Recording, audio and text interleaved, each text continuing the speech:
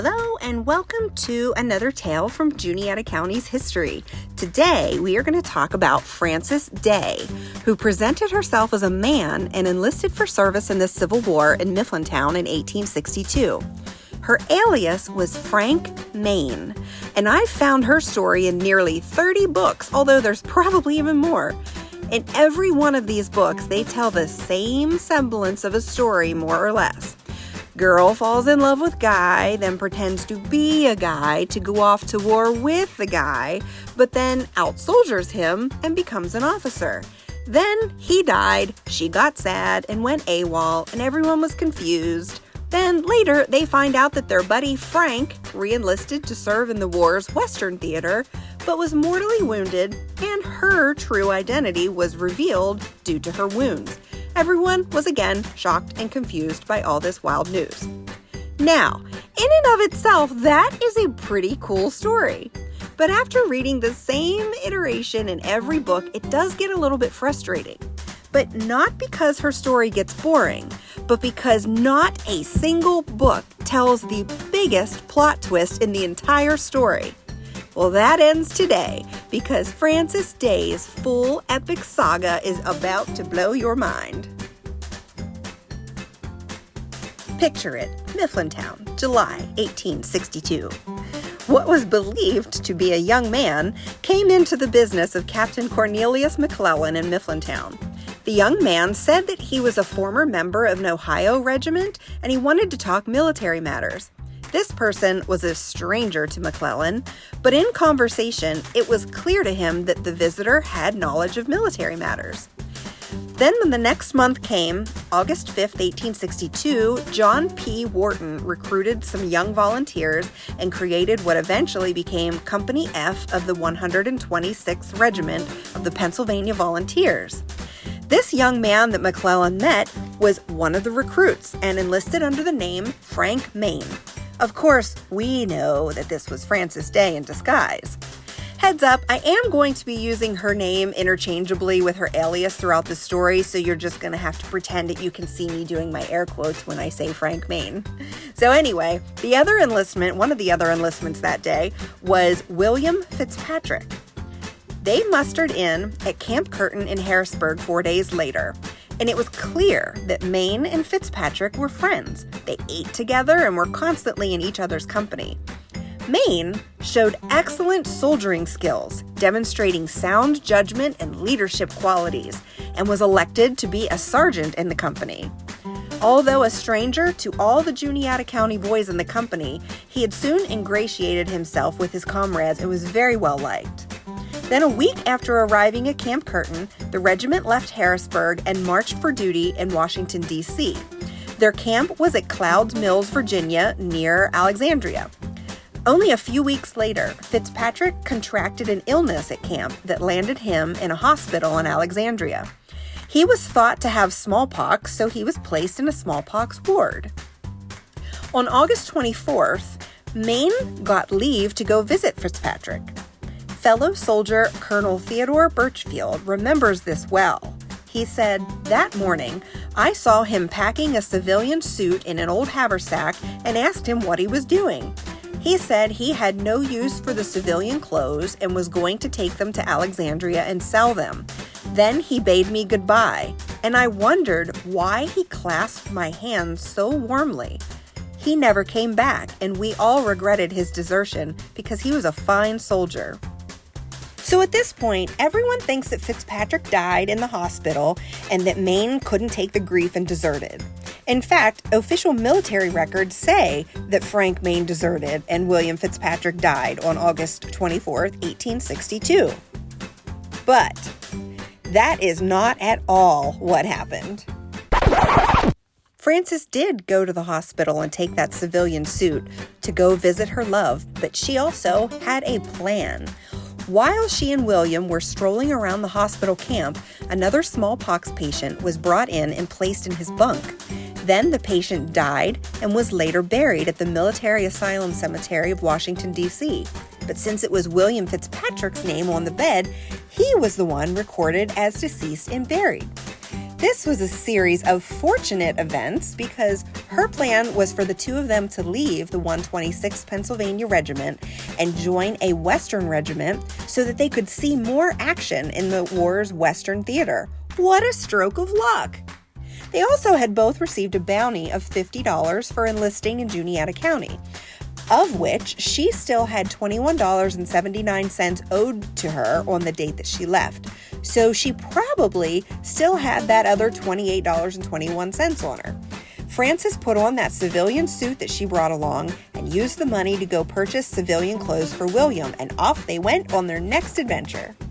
They enlisted to serve in a Midwestern state, either Ohio or Illinois. The recollections are actually pretty conflicting, but if their goal was to see more action, they certainly got it.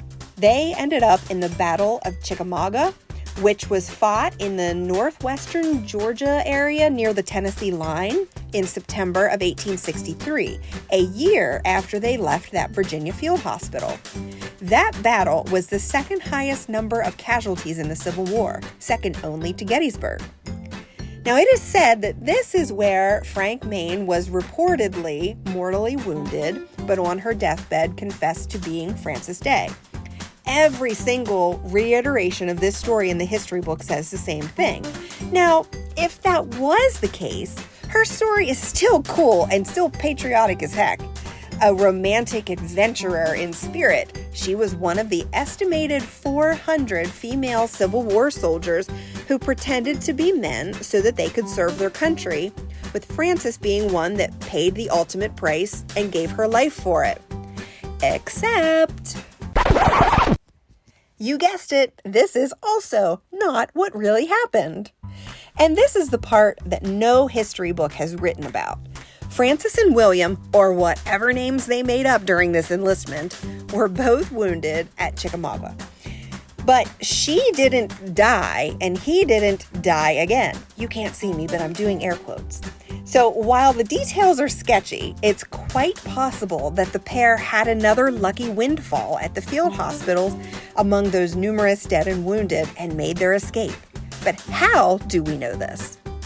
In 1884, 2 decades after all those shenanigans, another soldier from the 126th Pennsylvania Regiment, Corporal Adam J. Greer, was at a train station in Altoona.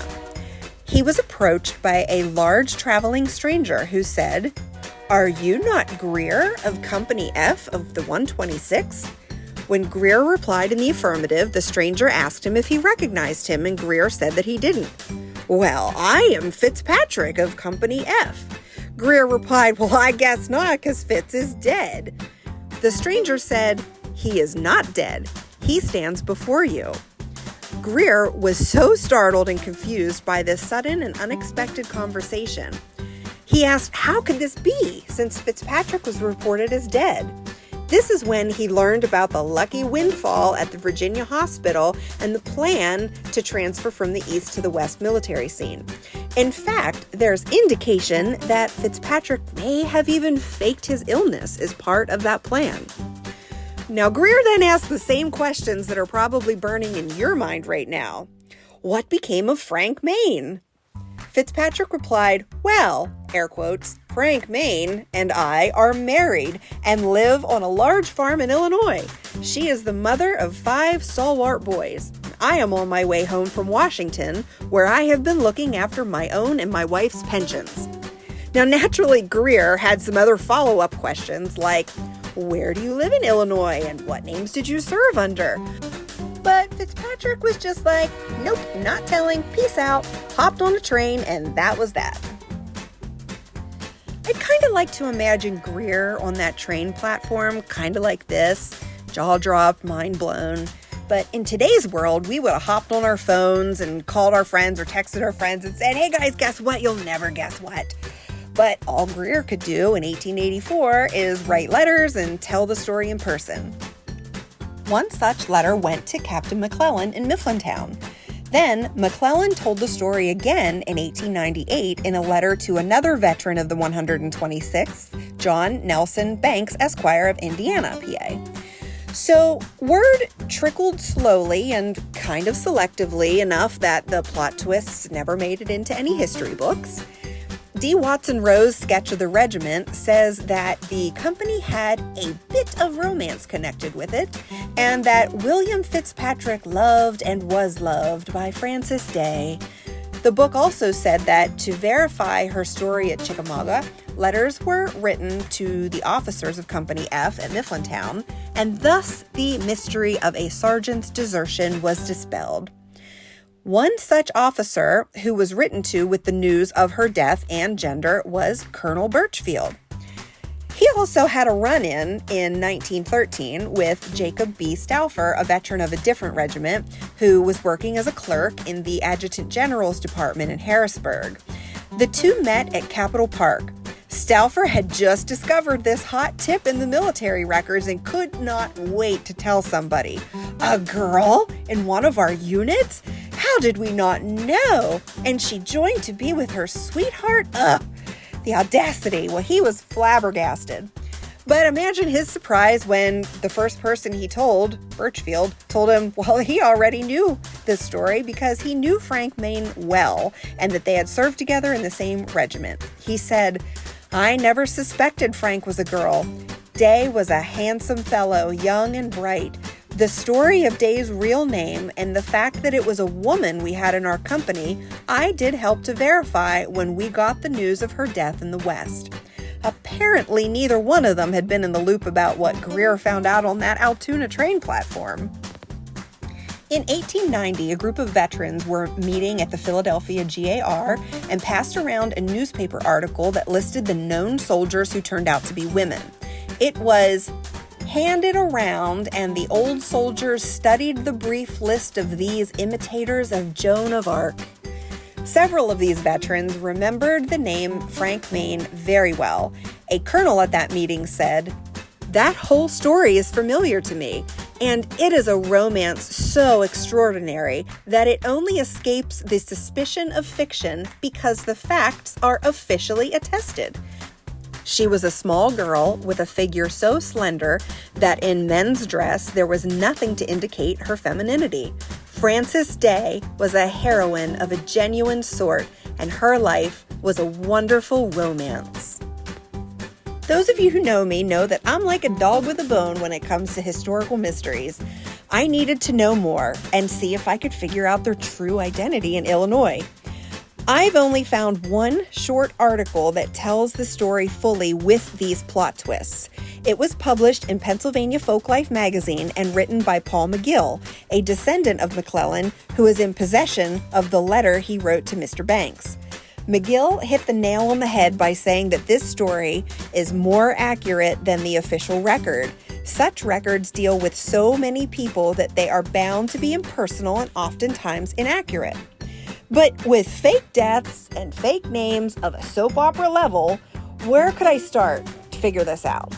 If their ages upon enlistment weren't lies, then William was born around 1840 and Frances around 1844.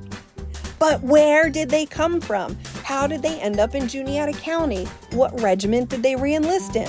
What names did they receive their veterans pension under? Do they still have descendants alive today? These are the questions that plague me still. And maybe someone else can spend weeks at the National Archives looking for that needle in a haystack because they don't have records searchable by gender. With an estimated 400 women serving in the Civil War, you'd think they might, but I am told that this is not searchable that way. But you can trust me when I say I have searched every census and military record imaginable. I've chased down several promising leads in Reading, in West Virginia, in Ohio, in Illinois, only to be met with a big fat nope. So there is a William and Frances Fitzgerald in Illinois who were around the same ages, but a quick hop down that rabbit hole led me to a pair of first cousins from New York who ended up married, so that wasn't it. The most promising lead I have on William is that he and a brother came from Ireland and were working at the railroad shops in Huntington. But Frances, she might well have been dropped in by the aliens because that girl has left no paper trail. One other quick little fact before I leave you, she was not the first Juniata County person to pick the surname Mayne as their alias. George W. Kipple also did the same. After he left the country, living an adventurous and rascally life, he ended up in Nevada near Fort McDermott, where you couldn't have more than one mining claim under the same name. So he was known around those parts as George F. Mayne. Who knows, maybe all time travelers are from the Mayne family. And with that, I leave you to celebrate this local history story and maybe challenge you to figure out their real identities. Maybe someone else likes to hang out at the National Archives and read pension records all day. Maybe they'll find this needle in a haystack. Because I haven't found it yet after a year, so I'm content with just giving up now and saying, Frances Day, you were one cool as heck adventuring chick, and we salute you, Sergeant.